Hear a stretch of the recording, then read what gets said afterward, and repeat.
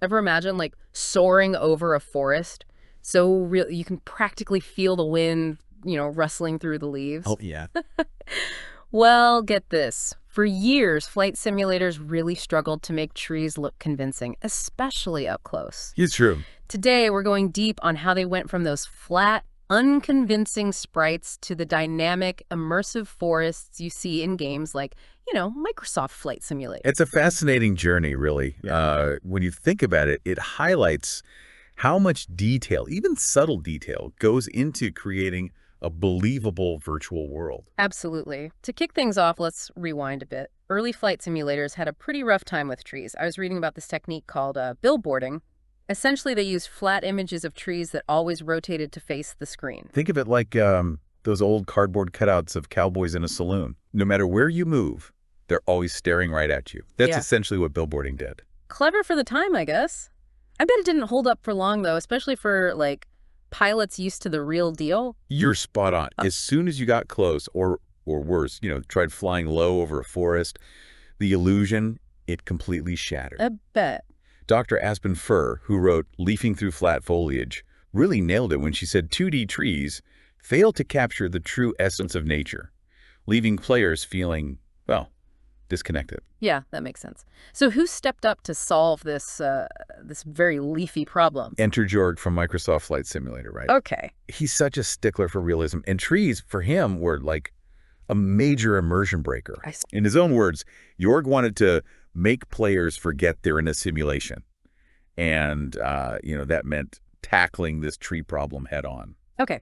So Jorg has this ambitious vision, right? But how did his team actually pull it off? This is where the technical magic comes in. Right. We're talking a complete paradigm shift from, flat pixels to three-dimensional polygons. Huge. Instead of those 2D images, these new trees were built using thousands of tiny triangles, each one forming part of the tree's structure. That's incredible. So it's not just one, generic tree model repeated everywhere. Absolutely not. On top of this polygon structure, they use textures to mimic the look of bark and leaves, making each tree look unique and incredibly lifelike. And then there are shaders. Oh, yeah. These are pieces of code that control how light interacts with the surface. Imagine feeling the wind shift as you fly through a valley and the trees respond realistically. Yeah. That's the power of shaders. Wow, that's amazing. But hold on, how do you make thousands of trees move realistically in the wind? It sounds like a logistical nightmare. This is where things get really interesting. They use something called procedural generation, which essentially gives the computer a set of rules and lets it create things, in this case trees, on its own. So instead of hand designing every single tree, the computer generates them using these rules. Exactly.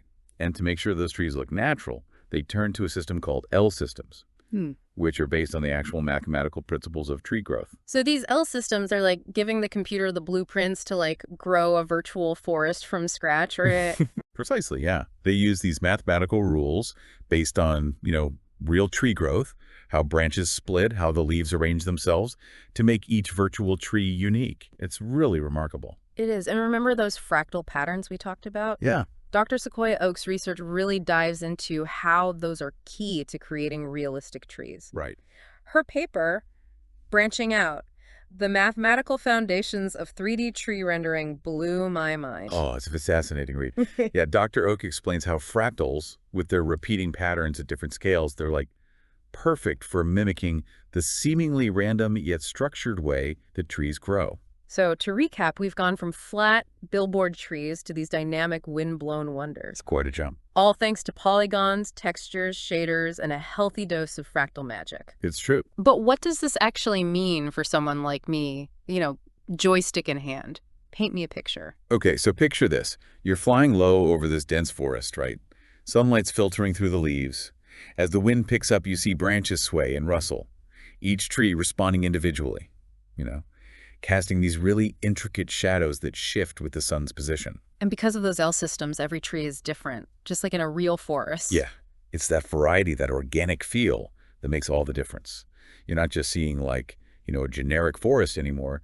You're experiencing a unique, living, breathing ecosystem. This goes way beyond just making the scenery prettier, doesn't it? Oh, absolutely. It creates this level of immersion that was simply impossible before. Dr. Birch Maple, in his paper From Pixels to Polygons, talks about how 3D trees allow for a sense of depth and realism that was lacking in earlier simulations. It's like stepping into another world. Yeah.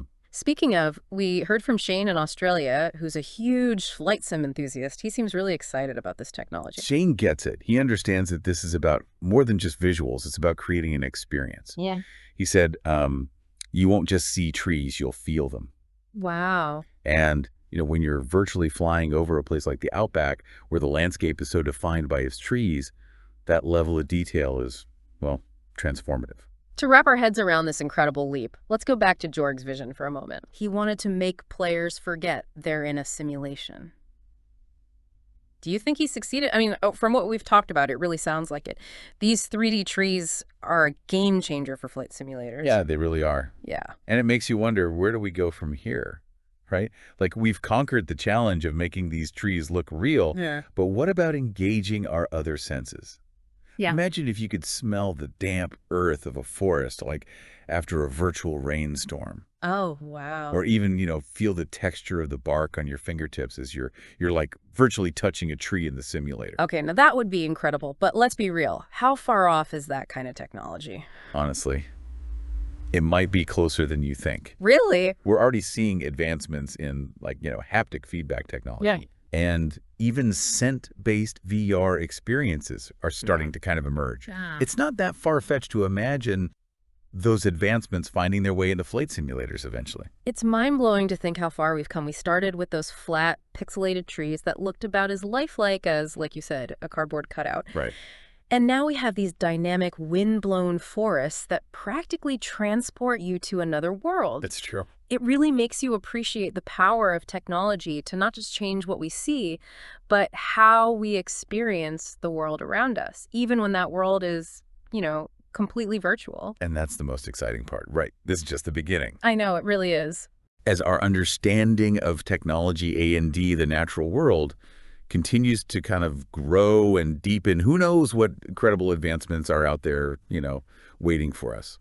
In virtual reality, but I mean specifically in flight simulators. It makes you wonder, will there even be a difference between real forests and simulated ones in the future? Yeah. Something to ponder, listener, as you fire up your favorite flight simulator and take to those virtual skies. Happy flying.